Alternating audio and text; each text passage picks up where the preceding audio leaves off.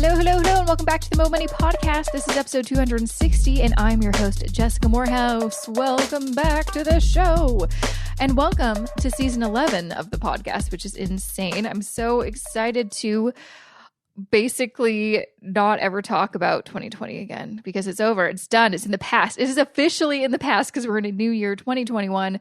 Oh my gosh, this year has got to be better than last year. And let's just not count the first week of January where there's all the stuff going down in the US and COVID numbers are still continuing to rise in the world and everything's still the same, but it's not. It's not because it's a new year. And I always like to think that the new year is a great time to turn the chapter. Oh, I literally almost turned a page over here because I'm a hand talker. You may not know this because it's a podcast, so you can't see me. It's a great time to just turn the page, turn the chapter, fresh start. I put that on Instagram probably a little bit too soon because I think I put it on January 2nd and then, the attempted coup in the United States happened. I'm like, okay, so maybe not. It's not a new year, fresh start quite thing. But that aside, I still am very hopeful and excited for 2021. I think this is going to be a good year because anything will be better than 2020. There's only up from here. And I think there's lots of exciting things to look forward to. There's the vaccine coming and hopefully, the COVID numbers will go down and we will once again be free to travel because man, do I miss my family. Like literally have not seen them in a year, going a little crazy over here. And also with my next guest on this episode, we talk about travel and it really, really makes me want to travel so bad.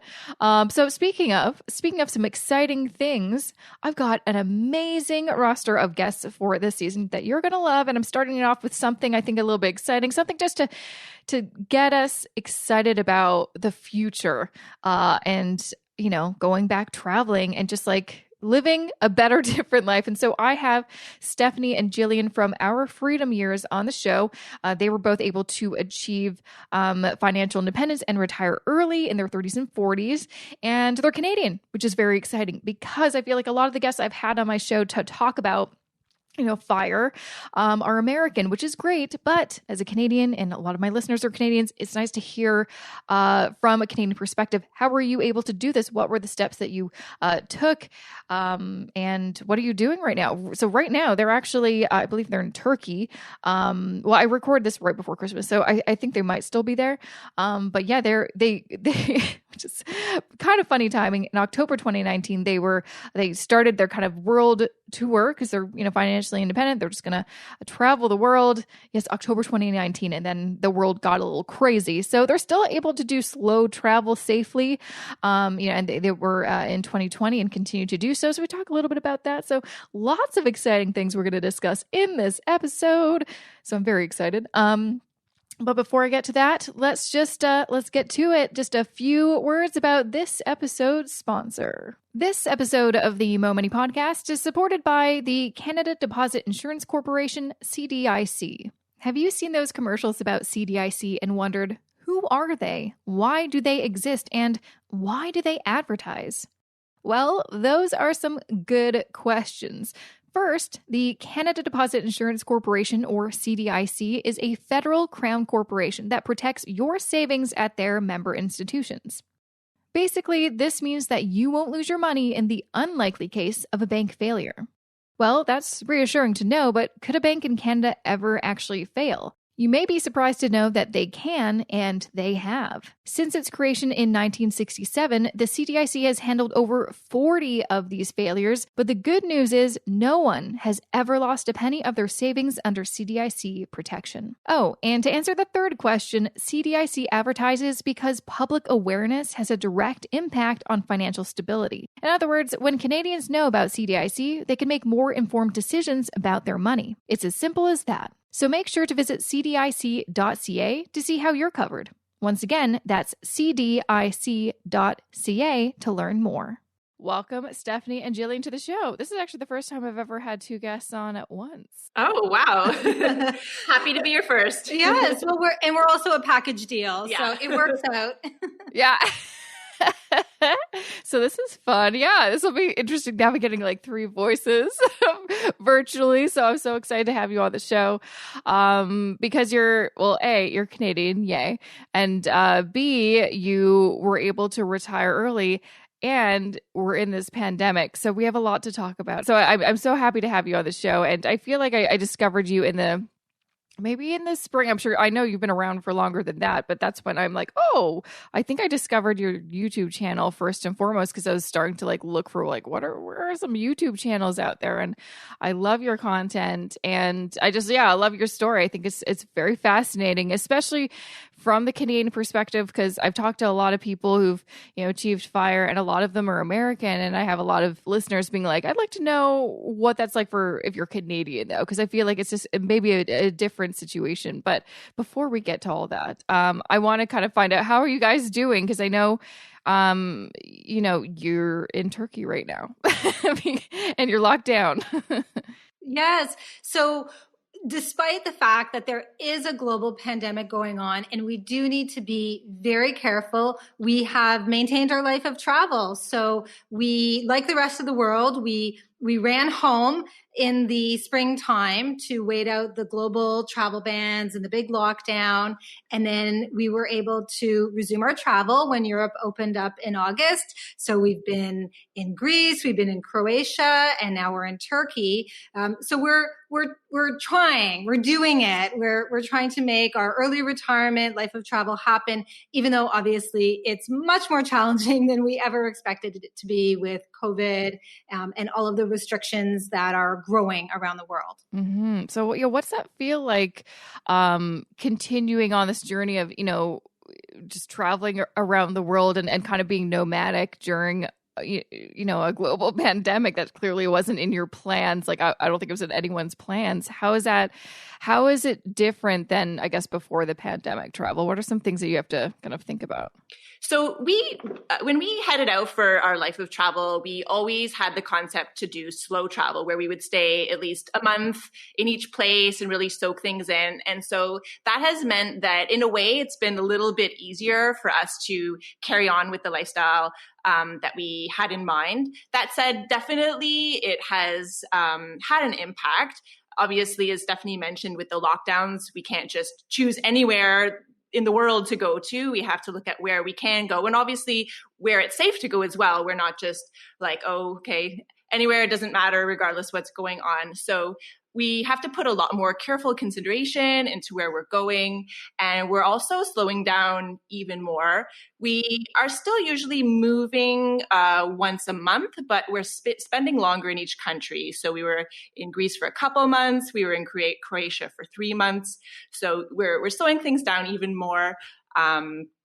And kind of feeling things out as we go and staying on top of the news and seeing what makes sense. The other significant change is when we began our journey, we planned so far out, and we were so excited about doing the planning because we love planning. We love getting out the details and thinking about the routes and all the places we wanted to go. We stopped planning in advance because the global situation is so dynamic now. We don't know, 1 month a country could be open, the next month it's closed. So we've just stopped planning so far ahead, and we're trying to be a lot more flexible and a lot more spontaneous. Mm-hmm. And I feel like that must be, just thinking about that, I'm like, that sounds fun, but that also seems, I don't know, do you ever kind of crave like a home base, like a permanent place, or are you kind of used to being nomadic and just, doing this slow travel? Well, we've really only begun our slow travel journey. So we actually just left Singapore, where we were working as expats. We just left Singapore in October of 2019. So we had really only just started our new lifestyle when the pandemic hit. So we're envisioning that we want to continue with our travel for at least a couple more years. Like, we really just got going, and then maybe consider a home base. But because we were expats for 6 years living in Singapore, and we knew we wouldn't stay in Singapore long term, I think we were sort of more comfortable with not having a place that we think of as a home base. So even while we were there, we had a few different apartments. We did a lot of traveling. So right now, like, there is nowhere where, I mean, of course, our friends and family are in Toronto, and it will always be, home in quotes, but I don't know that we see ourselves ever actually living in Toronto again. So yeah, it's a bit of a paradigm shift. Yeah, fair enough. I mean, if I was like completely financially independent, did not have to work again, I probably would live in Toronto. So I get that. I don't know if I'd live in Canada, quite honestly. Do you ever like kind of talking about planning? I know it's hard to do right now, but think about like if we did want to just settle in one place for like a year or two, for a longer period of time, where would that be? So many exciting places to choose from. I mean, we have this list that keeps growing all the time. We've talked about France, we've talked about Portugal, we've talked about Thailand. I think this whole process is kind of us trying on different places on for size, settling in for a month, getting a feel for things to see where are the places that we might want to return to for a longer stay.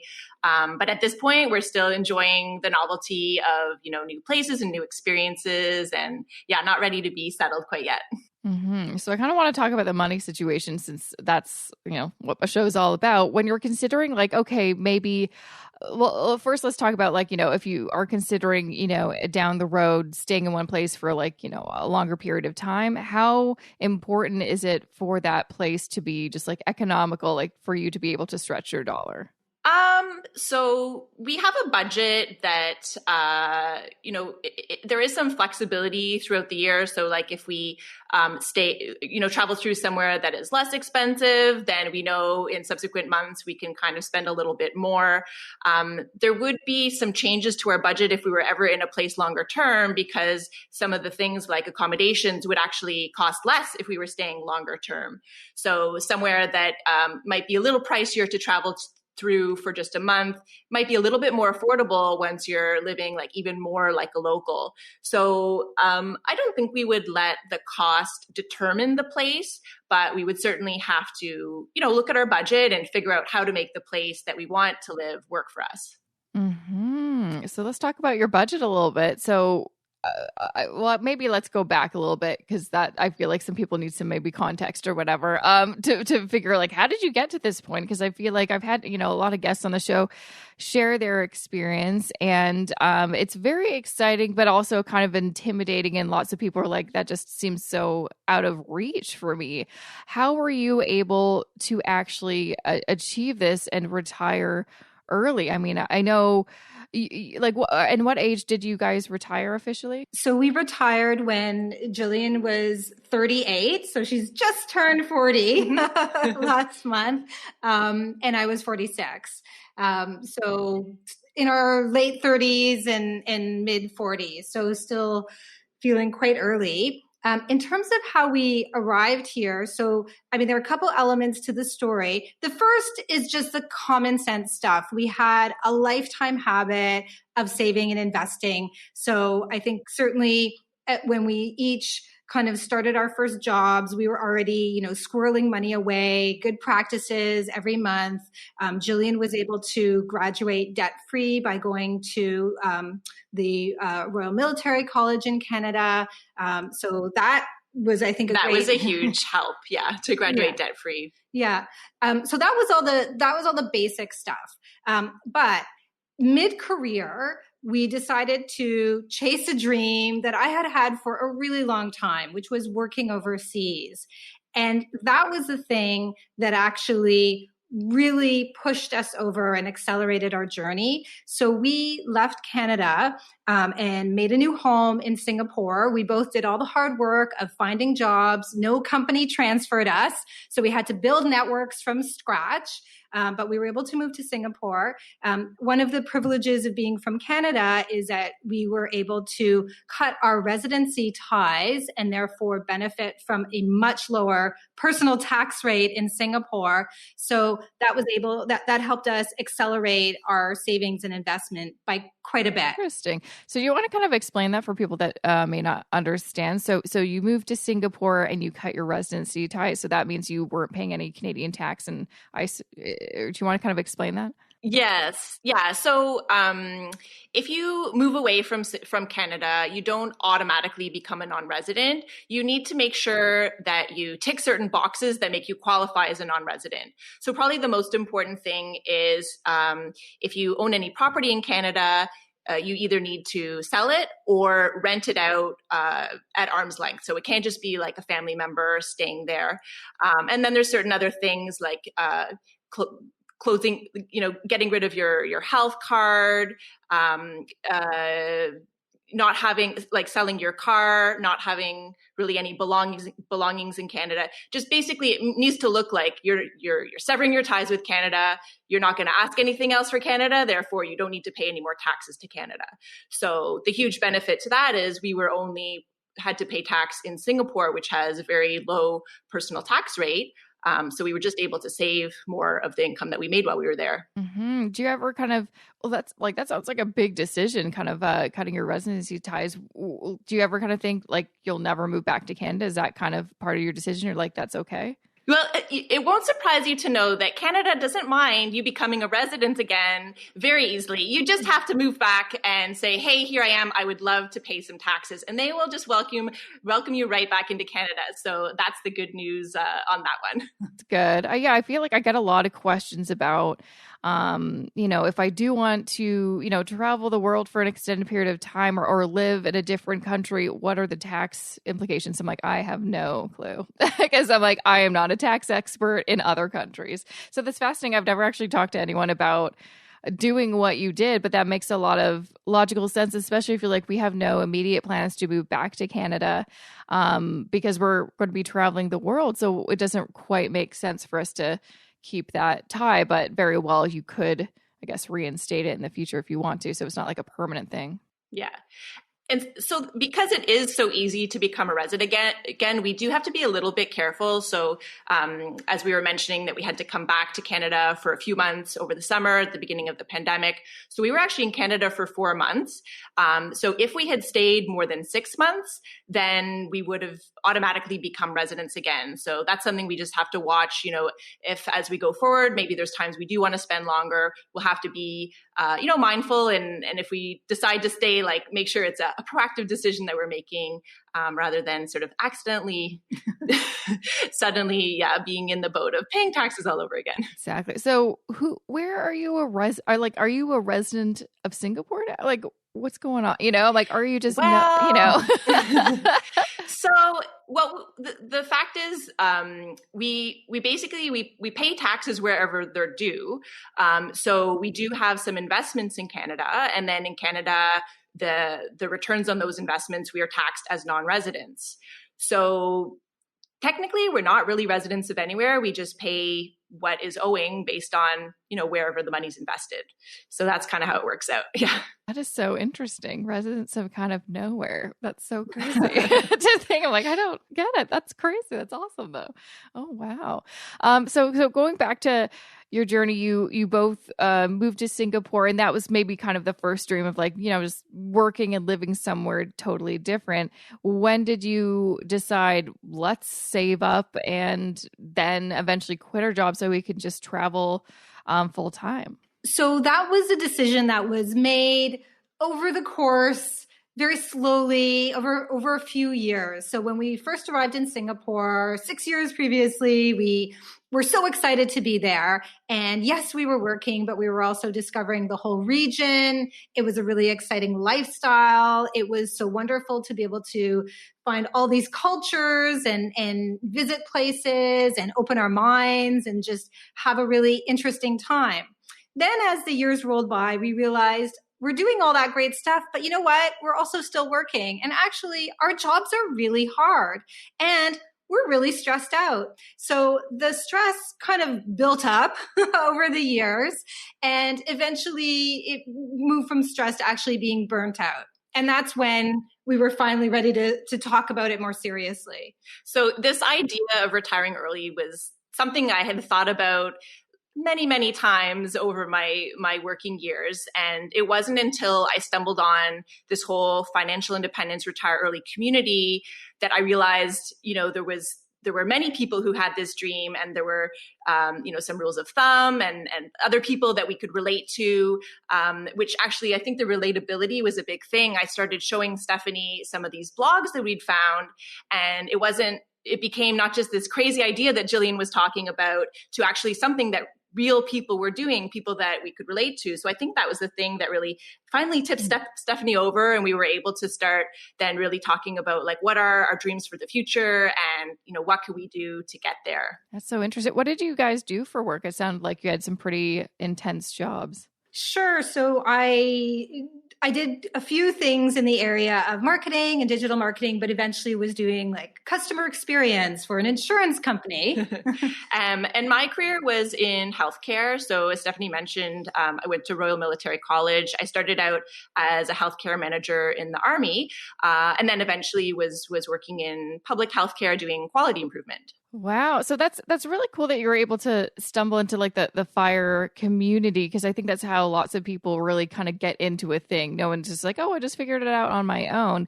Did you find though that is there a lot of Canadians in the community, or I don't know, it's just from my perspective, it just seems like it's very American? I think there is it's proportionate to the size of the country, but yes, there's a small yet lively community there. So definitely there are lots of bloggers out there, and there are some of the, sort of popular online communities on, within Facebook. There are definitely some Canadian niches. So they're there if you're looking, for sure. Okay. And so I'm curious, what are some things that you guys had to do to prepare to eventually quit your jobs and travel full time that, as a Canadian, you need to consider, and maybe different than if you were to live in the US or some other country? I know, just like coming to mind, like healthcare is a huge component in the US. Was that a big thing that you had to kind of think about and be like, how are we going to pay for this? We feel very fortunate and privileged to be Canadian citizens and know that the healthcare system will be there for us when we need it, as we grow older and our needs change. So we would certainly come back to Canada for anything serious. In the meantime, while we're traveling and on the road, we have global healthcare coverage that we're quite comfortable with, and is likely a lot less than what most Americans would be paying, because of course we have healthcare that we can choose from all over the world versus very expensive American healthcare. How does that, I'm just kind of curious, like, how does that work? Do you get healthcare in whatever country you're in, or is it this global healthcare, and where do you get that? So it is basically if something happens where you are, then you go and you seek out care where you are. There are some policies where you might get evacuated back to your home country. It really depends on the coverage that you choose. But to be honest, we meet a lot of people who feel very worried about, do you feel safe getting care in these countries you're in? Actually, like, the standard of care in basically all the places we are traveling to, and in many, many places in the world, is just as high as you might find in North America. So, we've had quite a few good experiences, and they're certainly much less expensive than they would be. If we were back in Canada right now, actually, we would be paying out of pocket because we don't have the coverage. So we've been very happy to be seeking care, getting for the most part, so far, it's been, your preventive care, but it's like very inexpensive to go get your teeth cleaned, get your annual checkup. So that part of things has been really quite great. That's good. Well, that's good to know, because I feel like that's always sometimes a big thing. Like you said, a lot of people are just worried about, something happening, and then them, you always hear the stories, but it's typically like a Canadian goes to America and then something happens. They don't have travel insurance. Yeah. And now they owe $10 million for going to the hospital. So Yeah. That's always like, I think people's fears. Yeah. I definitely wouldn't want to go to the States without coverage. That's for sure. Yeah. Yeah. Basically the tip is always have coverage, never not have coverage. I'm curious, when you were starting to kind of make your plans, your kind of exit strategy, how did you determine this is how much we need? This is a sustainable number that we can continue to live off of. And do you actually have any, well, let's answer that, but then I'm going to talk to you about, like, do you have any plans to work again? Because I know lots of people that I talk to on the show, they're like, I'm retired, and I see them working and making money, which there's nothing wrong with that. But it is kind of confusing for people that are like, I thought the movement was to not work. Yeah. Sure. Happy to talk about that. So, coming up with that number of how much would be enough and, what an annual budget might look like was a really interesting process. In the very beginning, I remember saying to Stephanie, like, well, what do you think? How much do we need? And she would begrudgingly say, if we have $10 million, we need $10 million and we'll retire off that. I don't know where I got that number from. Yeah. Okay. I mean, to be fair, you could definitely live forever off $10 million. I'm sure that's... Yeah.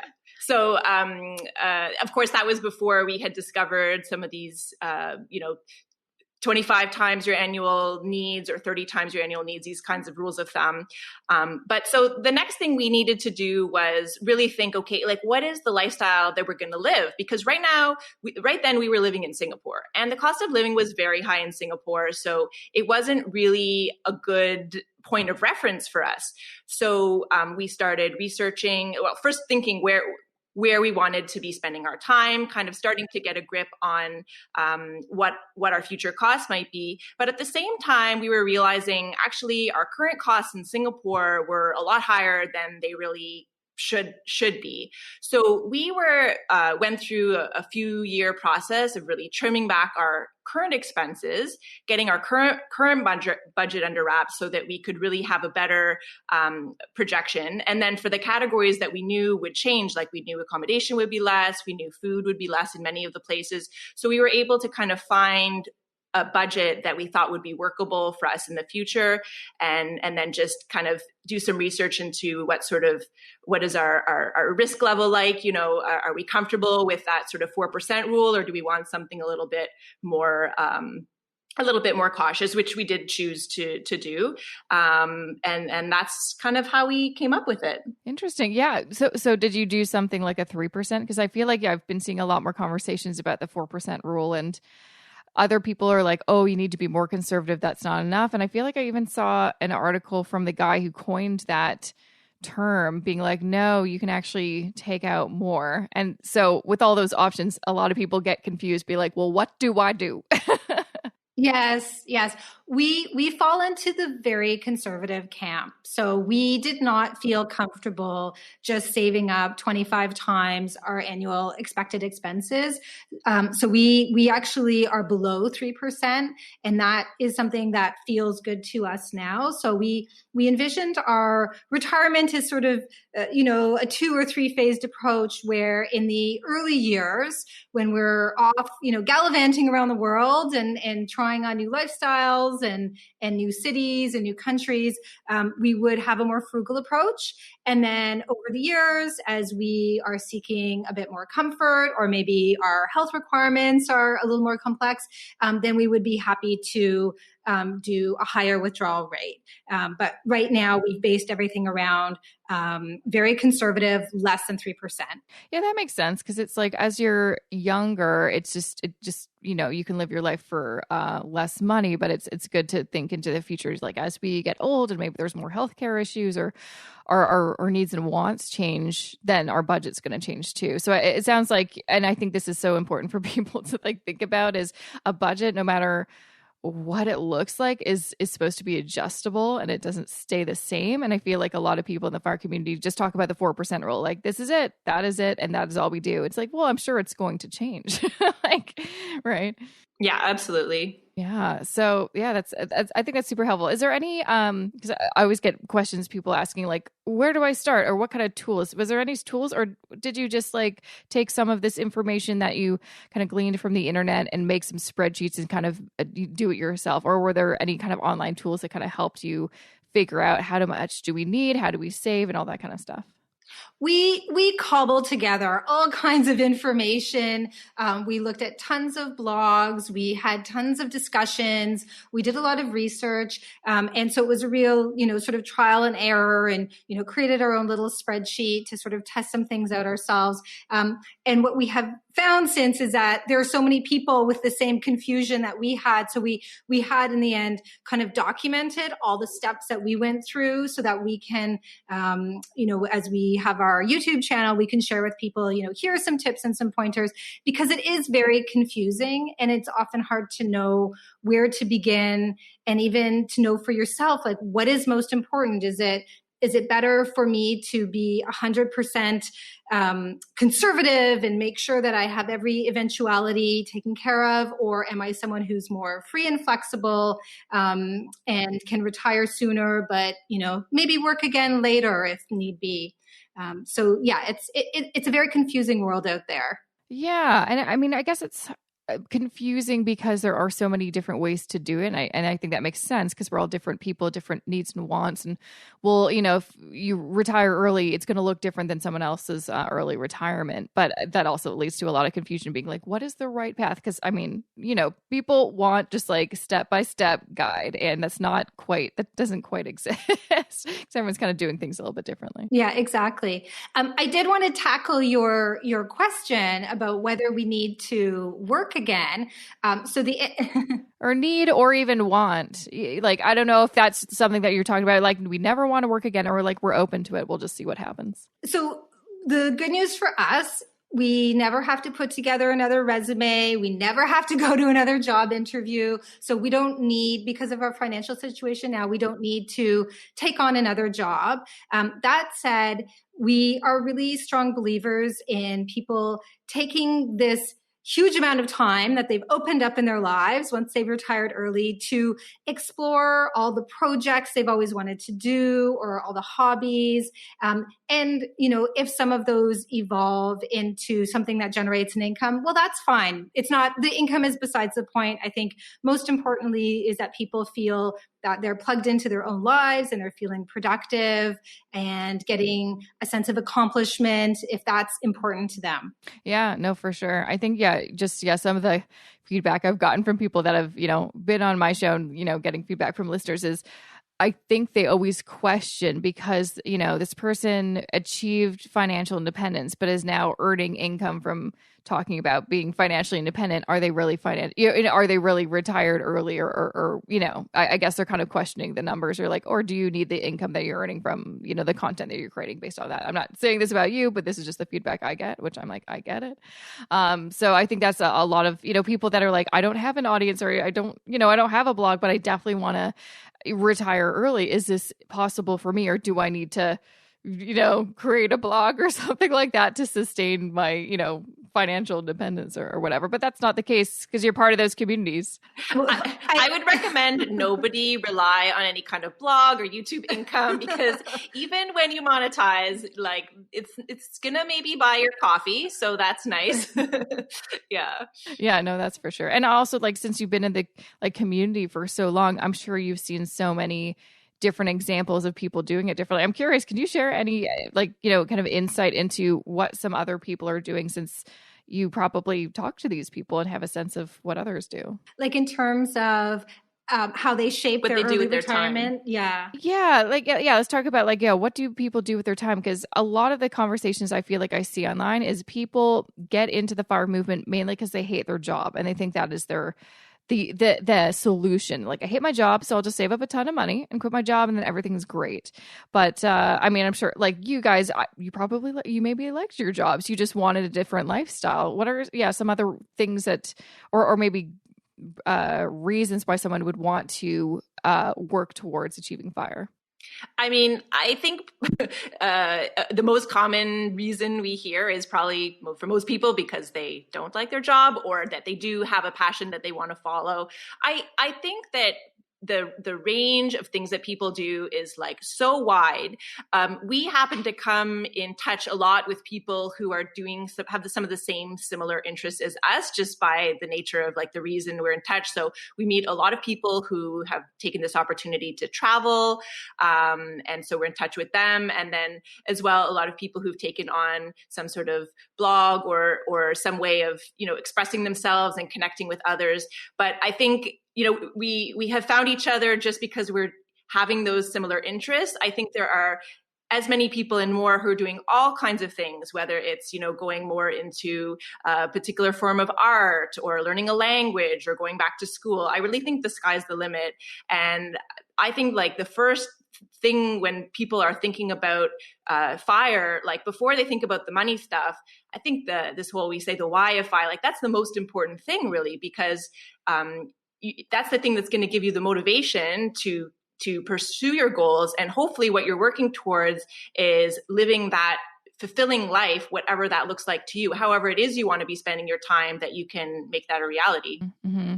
I'm curious, do you have any, and this is kind of the other side of FIRE that I've been seeing a lot in the media, I'm sure you see the headlines too, of people achieving like really early retirement, like in their 20s and 30s. What are your thoughts on that? Because again, the feedback I get from like regular people is that sounds so unachievable. Well, I think sometimes one of our concerns when we hear that someone fairly young has retired with maybe what sounds to some people like a limited amount of money, the only concern would really be that they haven't lived enough of their life to know how their tastes may change, how the requirements may change in the later decades. So we know that for a fact, we are not 20-something-year-old backpackers, for example. So that's not a lifestyle that we would want to budget around. We were professionals before, we had a comfortable apartment, and that's the lifestyle that we want to replicate in our early retirement. So we knew that and we budgeted for that. So I think that would be our only note of caution, is that, when you are someone in your mid-20s or your early 30s, just to maybe think a bit further ahead and how your life needs may change over time in possibly unexpected ways. Yeah. Like, I think, sometimes we get too focused on what we want right now, but it's like in 5 years, you're not going to want that possibly. And that kind of knowledge comes with, life experience. Like you said, I'm like, there's no way you can pay me to go backpacking. There's no way. I'm one of those people. I'm like, I need a hotel. To be fair, I knew that in my late 20s when I went to Thailand with my husband. I'm like, I can't, we need to stay at some nicer places. He was cheaping out on me. He's like, we don't need a fan. I'm like, we need a fan. So just to save like $30. We need a fan. I think that's so important when you're seeing all these stories of young people. It's like, well, again, we don't know what they're really thinking or what they're doing, what their plans are. So it's so, I mean, as I get older, not that I'm like that old and wise, but I'm like, I'm in my mid-30s and I'm like, oh my gosh, I'm so different than I was in my 20s. Life changes. It really does. So it's good to have that life experience to give you some perspective. I will say, like, most of these younger people who reach financial independence, or at least that's how they feel at that point, most times they're like really industrious young people who probably aren't going to just live off the amount that they have earned the rest of their lives. They're going to go on to do other things. So I think of it more like financial independence at that point, and then to see, if they want to undertake different endeavors, things that maybe they feel more passionate about than the initial way that they achieved FIRE, or maybe they even achieved it doing something they're passionate about. But it's sort of like reaching that point where they feel they can give themselves permission to kind of shift gears and, have a new trajectory. So I don't see anything wrong with that. But it's true. Maybe at some point they might choose to like top it up a little bit just to have that added comfort for those later years. And I guess that comes with like when you're making your kind of FIRE plan is to have, maybe a plan B if your wants and needs change, but just like being open to being flexible, right? Because things, I mean, you guys had to be really flexible with the pandemic because you clearly, that no one saw that coming. I'm curious, when everything did start happening, what were your, how did you have to change your plans? We were actually in Italy in February of last year when everything was happening. So we were really sort of the first place out of China to really have things go haywire. And so when Italy went into a lockdown, we quickly booked a flight to try and get out. And then our flight was canceled overnight because all the countries around had also locked down and we were kind of stuck. So we ended up staying in Italy for a little while longer to sort of assess the situation and just kind of breathe and decide what we wanted to do next. And that's when we ended up heading back to Toronto. But it definitely has helped us to make flexibility like a core part of our plans going forward, which actually was something that we had already realized.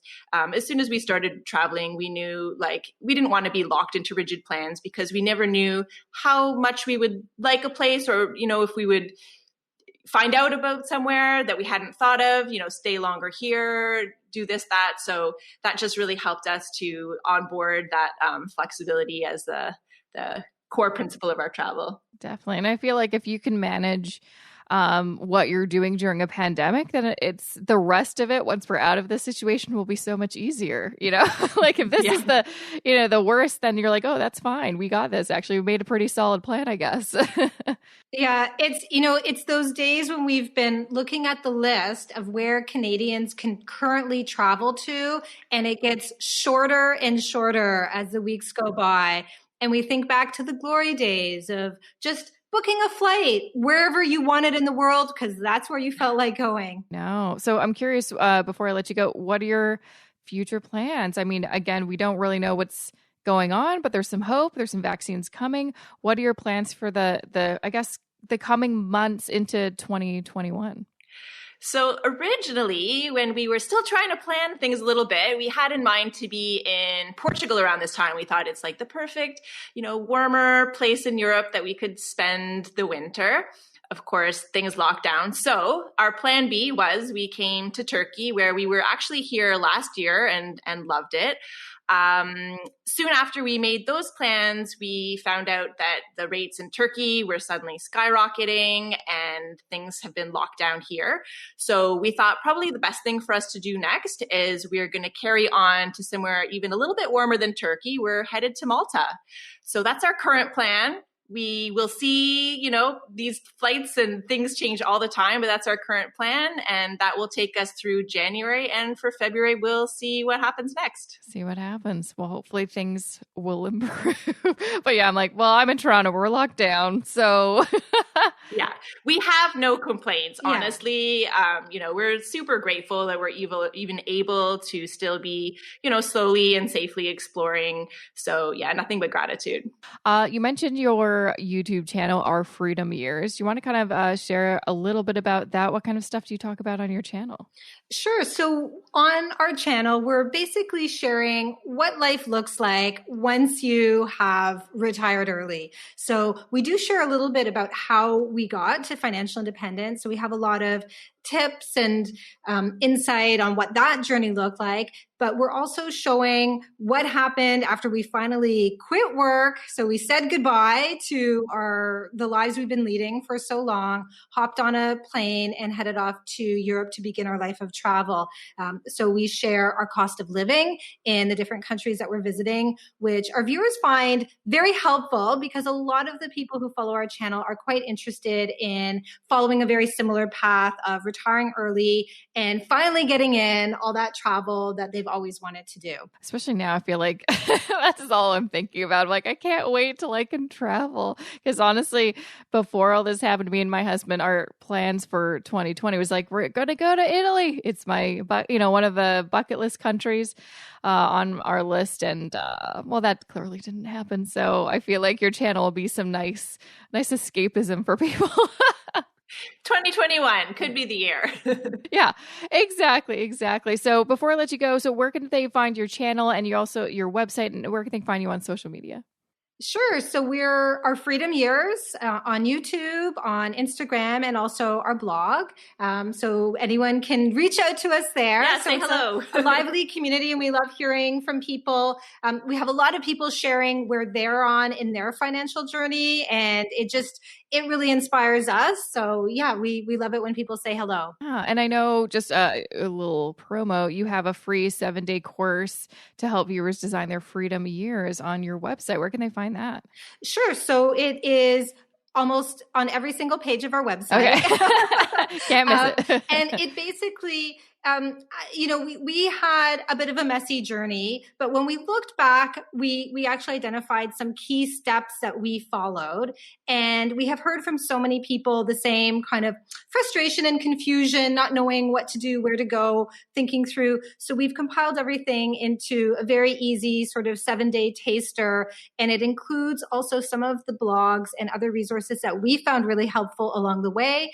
And some of the, tips and insights to keep in mind as people are thinking through how much money do they need? How should they plan their time? What are some of the tactics they can use to get to financial independence faster? Amazing. Awesome. Well, I think that's a great, starting point for people. They're like, I need some sense of where to get going, because like you said, there's a lot of options and a lot of information, and that can be kind of overwhelming. So I'm so glad that you have a resource and a YouTube channel that shares all of this great stuff. Thank you so much, Stephanie and Gillian, for joining me on the show. It was a pleasure chatting with you. Thank you so much. Thanks for having us. All right. That was episode 260 of the Momany podcast with my wonderful guests, Stephanie and Gillian from Our Freedom Years. You can find them at ourfreedomyears.com. And their Twitter is Our Freedom Years. Their Instagram is also Our Freedom Years. And on YouTube, wouldn't you guess it, it's also Our Freedom Years. So I'm going to include all the links in the show notes, so you can easily click them. Just go to jessicamorehouse.com/260. And that is where you can find, if you go to jessicamorehouse.com/podcast, all the episodes I've ever released are on there. If you ever want to find out the show notes for a particular episode, you just go to jessicamorehouse.com/whatever the number of that episode is. Oh yeah, I also want to remind you, because they mentioned at the end of the episode, they do have a free 7-day course on their website at, once again, that's ourfreedomyears.com, that you can sign up to. Yeah, it's all over their website, so you won't be able to miss it, but it's a great way just to get started, just see what's going on, see if this is something that maybe you want to try out for yourself. I mean, I have a love and hate relationship with fire, which sometimes you may be able to tell from the podcast. I find it super exciting and inspiring, and sometimes super unrealistic and demotivating. I think that really just depends on who you're talking to. This is why I really like talking to Stephanie and Gillian, because they're not what they achieved seems like, okay, that sounds realistic. Whereas someone who achieves, retires early at 25, I'm like, when did you start working? I legit started working at 23. There was what do you save for 2 years? How much are you earning? It's just a different experience from my experience being literally broke throughout my whole 20s, and just finally feeling like I'm kind of getting my footing and, a little bit more financially secure now that I'm in my 30s. So it really just depends. That's why I want to have a lot of different people on the show also, too. Different perspectives, I think is very, very important to have. So hopefully you enjoyed this episode. I have a lot of things to share because, I've been off for a few weeks and I want to talk. So stick around. Just for a second, I just have a few words to share about this episode's wonderful podcast sponsor. This episode of the Momany podcast is supported by the Canada Deposit Insurance Corporation, CDIC. Did you know that CDIC protects up to $100,000 per category per member institution? Let's break that down, shall we? First, if you hold savings in cash, GICs, or other term deposits, or even foreign currency at a CDIC member institution, those deposits would be protected up to $100,000. And if you have joint deposits with someone else, those deposits would also be covered up to the $100,000. Same goes for deposits in your RRSP, TFSA, RRIF, and trust accounts. Each would be protected separately up to $100,000, and that is at the same institution. Now, if you bank with more than one CDIC member institution, the situation repeats itself. So if you've had $300,000 spread evenly across 3 different banks or categories, your entire $300,000 would be protected. See what I did there? It's important to know this so you can maximize your deposit insurance coverage. To learn all the ins and outs of how CDIC works so you can feel confident about the safety of your savings, make sure to visit cdic.ca. Once again, that's cdic.ca to learn more. Okay. So, I hope you had a wonderful holiday. This is because this is the first time I'm talking to you since the holidays. I was shocked. Took like 2 to 2.5 weeks completely off. Not that I did anything exciting. It was just me and my husband at home. But like we baked, we played some games, we took naps, we watched a lot of TV. I really did watch a lot of TV. Read books, did some yoga, did some walks, lovely walks in the snow. It's not snowing now. I'm surprised that there's no snow on the ground in Toronto. Like, it's very odd for January, I feel like, but I'm sure we'll just get dumped with snow in February. So we just chilled and it was so wonderful. We even kind of looked at each other. We're like, I'm surprised how much I'm enjoying this kind of staycation. So that's kind of why my next little bit of news isn't a big surprise. I definitely thought I would have my investment course ready to announce on this episode, the first episode of season 11. No, sorry. It's going to be another week or so. I am literally working my butt off to get this done, but I also needed to honestly take a chill pill and just relax for a few weeks because I was going a bit crazy. Just needed some time off. But I'm actually so freaking excited to share this investment course with you because, as you may remember, I've been doing so many different kind of discovery calls with, listeners like you, people that are familiar with me, so I can gauge, like, what do you want to learn in an investment course? And I've been making specific videos and lessons on those things. And so I'm so excited. Basically, this is actually going to be the course that I wish existed when I started investing, because I made so many mistakes and I did so many things that were totally wrong. I'm like, what was I doing? So I'm so excited. So I'm hopeful that I'll have some better news for you next Wednesday. But right now, just sit tight. And also make sure to sign up to my email list, jessicamorehouse.com/subscribe. That is where you're going to find out first when it's officially ready to be announced. I will let my email subscribers know first. Also, reminder, make sure to follow me on Instagram, because I'm spending a little bit more time there actually than, say, Twitter, just because, Twitter has just changed. I feel like I've tried to unfollow a ton of people because I feel like it's kind of become a negative space. So I feel like Instagram's a little bit happier and lighter and nicer. So follow me on Instagram at Jessica I Morehouse. There's also an Instagram for this podcast at Mo Money Podcast, where if you just want to kind of stay in touch with like what are the new episodes, that's how you can get in touch with like, a new episode drop, I should probably check it out. So that's kind of the big news. And then with that, because I also have a second course, my financial planning course, that is also not going to be ready for a little bit. I think I was saying end of January. We'll see what happens. As me recording this outro, it's January 11th. We'll see what happens. So we're going to just see what happens. We're going to just see what happens. But yeah, so I feel like that's kind of it. That's kind of all I got going on right now. Just trying to get back into the swing of things.